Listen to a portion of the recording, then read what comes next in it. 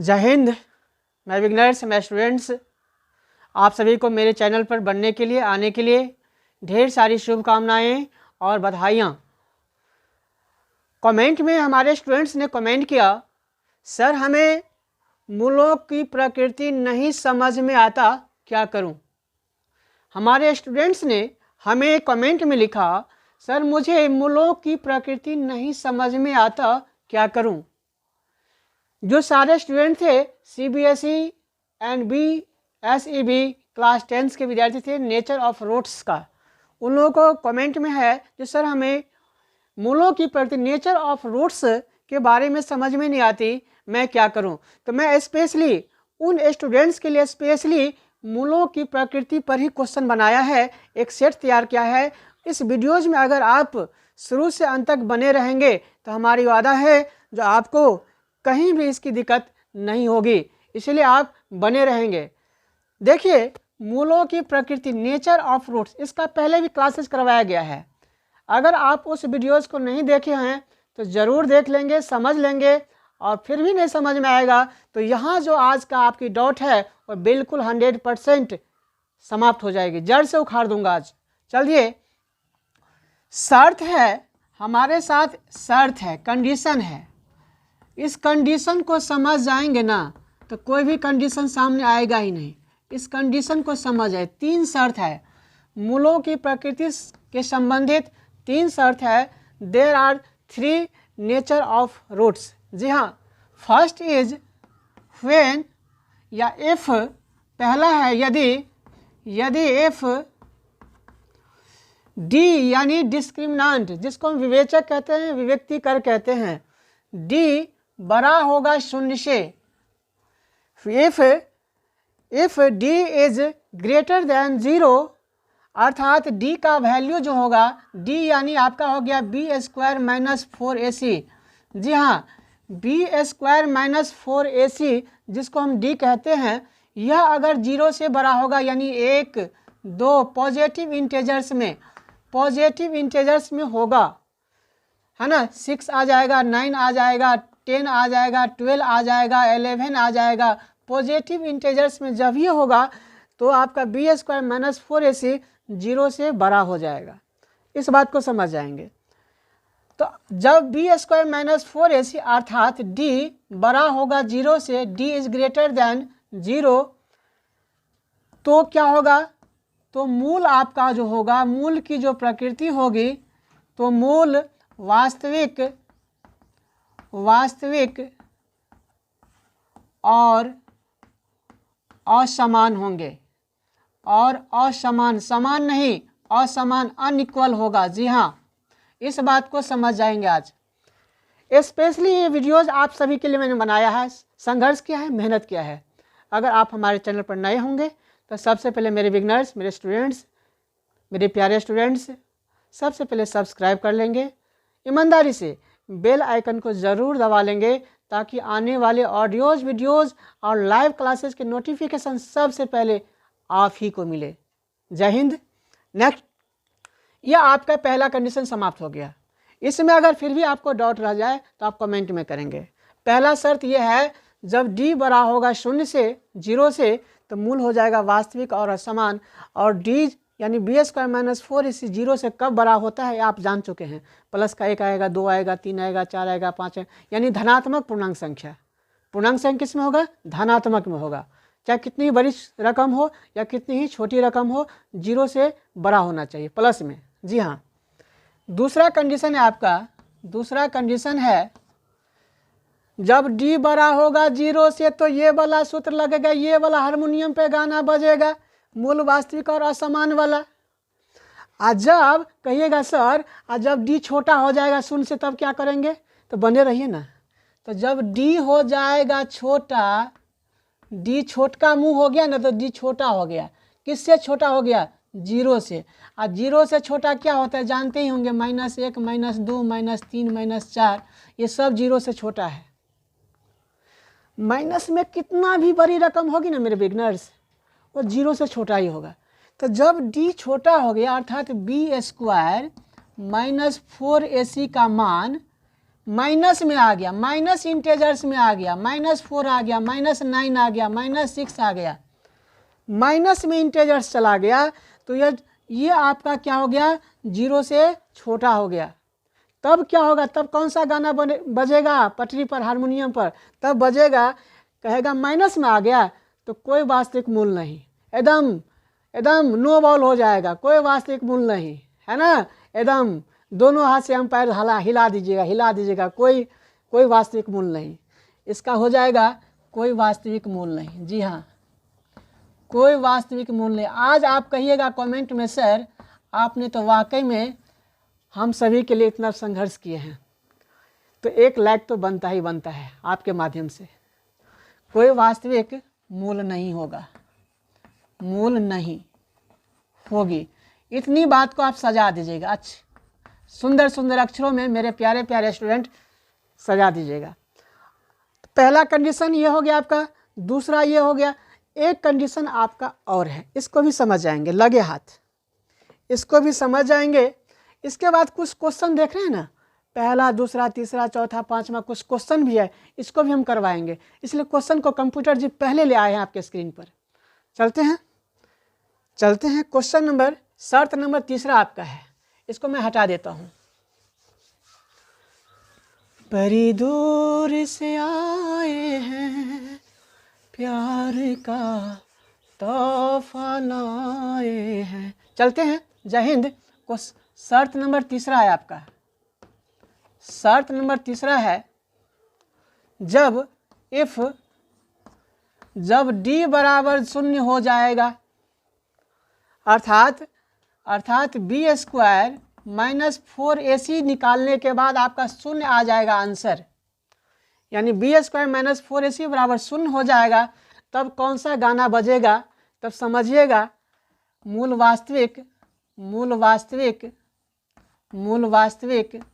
तब हारमोनियम पे गाना बजेगा आपके मुंह से, मूल वास्तविक और समान हो जाएगा, और समान, ठीक है, रियल एंड इक्वल, वास्तविक और समान हो जाएगा। जब d का मान, जब आप d निकाल लेंगे, b² -4ac का मान 0 अगर आ जाएगा, तब आपका मूल हो जाएगा, तब हारमोनियम पर गाना आपके मुंह से निकलेगा, मूल वास्तविक और समान, मूल वास्तविक और समान, मूल वास्तविक और समान वाला गाना बजेगा आपके मुंह से। क्लियर? अब आइए, अब इस क्वेश्चन को अब आप कहिएगा कमेंट में, हाँ सर नहीं समझ में आई। अगला अब क्वेश्चन है, क्वेश्चन में फर्स्ट का मैं आंसर दे रहा हूँ, बने रहेंगे।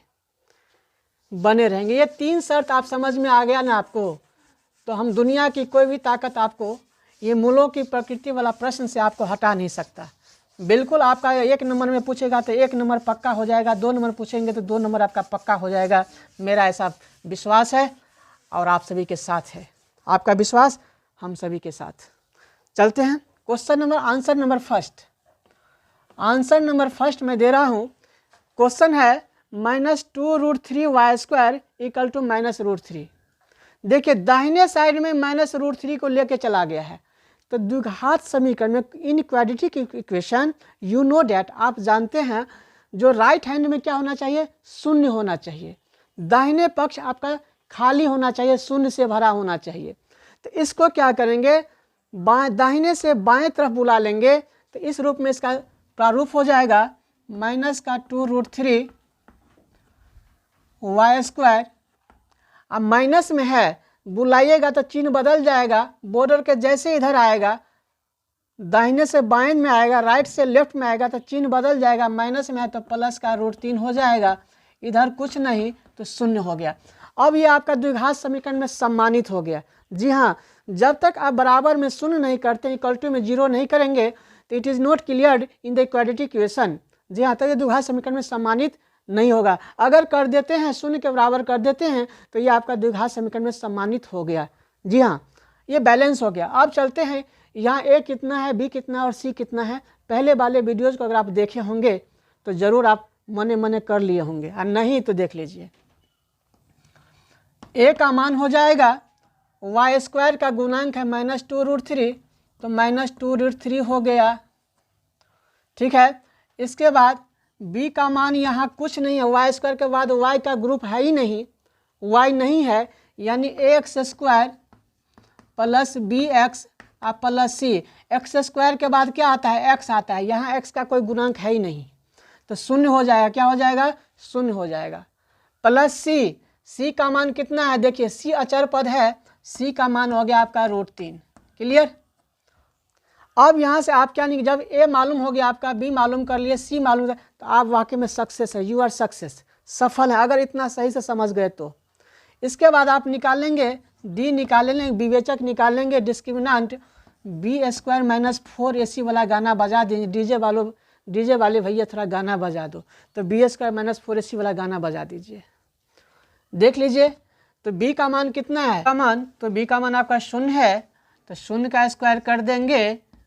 अब माइनस लगल है, माइनस लगा दीजिए। एक 4 है और ए का मान देख लीजिए नज़र गड़ा करके, माइनस का 2√3 है, तो गुना लगा दीजिए। अब माइनस का 2√3 लिख देंगे, इतना तो कर ही सकते हैं। और फिर सी का मान रखेंगे तो गुना को लगा करके, और सी का मान कितना है, √3 रख दीजिए। क्लियर। यही डीजे वाला बाजा गाना बजता है, यही डी वाला गाना बजता है। डीजे वाला भैया जरा गाना बजा दो। तो ये डी वाला जो गाना है आपका ना, बी स्क्वायर माइनस 4ac, ये गाना ध्यान में रखिएगा, कभी नहीं भूलिएगा। चलते हैं, 0 का स्क्वायर 0 हो जाएगा। यहाँ भी माइनस है, यहाँ भी माइनस, तो माइनस को माइनस से सटा देंगे, यानी गुना कर देंगे, तो माइनस माइनस प्लस हो जाएगा। दोनों का झगड़ा करके प्लस हो गया।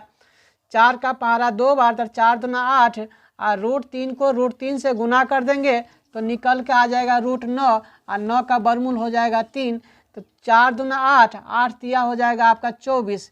ये पूरा कैलकुलेशन आपका आ गया कितना, 24। जी हाँ, ये पूरा कैलकुलेशन आ गया 24। 0 + 24, तो आप कहिएगा क्या, 0 + 24 बराबर 24 ना होगा जी। चलिए, तो आप देखिए डी का मान प्लस का 24 आ गया। जब डी ग्रेटर देन 0, जब डी ग्रेटर देन 0, तब पहला वाला जो कंडीशन बताए थे, पहला वाला शर्त है ना, पहले वाला शर्त पे इसको उतार दीजिए। तो लिखेंगे डी बड़ा हो गया 0, डी बड़ा हो गया 0, तो मूल हो गया, तो मूल हो गया आपका, तो मूल वास्तविक और असमान। जी हाँ, और असमान हो गया। क्लियर। देखिए असमान का अर्थ क्या होगा, जब आगे के क्लास करवाएंगे ना, आगे वाले वीडियोज जो देखेंगे, आगे वाला जो हम लाइव या वीडियोज के माध्यम से करेंगे, उसमें हम मूल निकालने का भी कंडीशन बताएंगे। मूल निकालने का क्या शर्त होता है, असमान का क्या शर्त होता है। देखिए, जैसे y² के रूप में समीकरण है, y के रूप में है, तो y बराबर मूल निकालने का सूत्र होता है -b plus minus √b² minus 4ac, या डी घुसा दीजिए, अब बटा में 2a। यही प्लस माइनस असमान है, समान और असमान यानी धनात्मक और ऋणात्मक। जब आगे क्लास करवाएंगे तो यही होता है असमान, यानी डी जो प्लस में आ जाएगा तो मूल क्या होगा, एक बार जोड़ना पड़ेगा, एक बार घटाना पड़ेगा, तो जोड़ और घटा में अलग अलग चीज़ आता है, इसीलिए असमान लिखा जाता है। Clear concept. चलते हैं क्वेश्चन नंबर 2 के साथ। क्वेश्चन नंबर 2 कंप्यूटर जी हमारे स्टूडेंट्स को क्वेश्चन नंबर 2 का जानकारी देंगे अच्छी तरह से, ईमानदारी पूर्वक। हमारे सारे स्टूडेंट ईमानदार हैं, लाइक सब्सक्राइब हमारे लिए करते ही करते हैं, तो आप भी ईमानदारी पूर्वक सारे क्वेश्चन को बताएंगे कंप्यूटर जी। तो क्वेश्चन नंबर 2, हमारे स्टूडेंट बहुत ही ईमानदार है। सबसे पहले लाइक कर लेते हैं हमारे चैनल को, सब्सक्राइब कर लेते हैं हमारे चैनल को, बहुत ही ईमानदार हैं हमारे स्टूडेंट सब। जी हाँ, बी ऑनेस्ट। तो क्वेश्चन नंबर 2 का आंसर है, क्वेश्चन नंबर 2 है आपका -5 √2x² माइनस का 3√3 x। अब बराबर में रूट दे दिया हुआ है, देखिए बराबर में रूट दे दिया गया, दाहिने साइड रूट घुसा दिया है।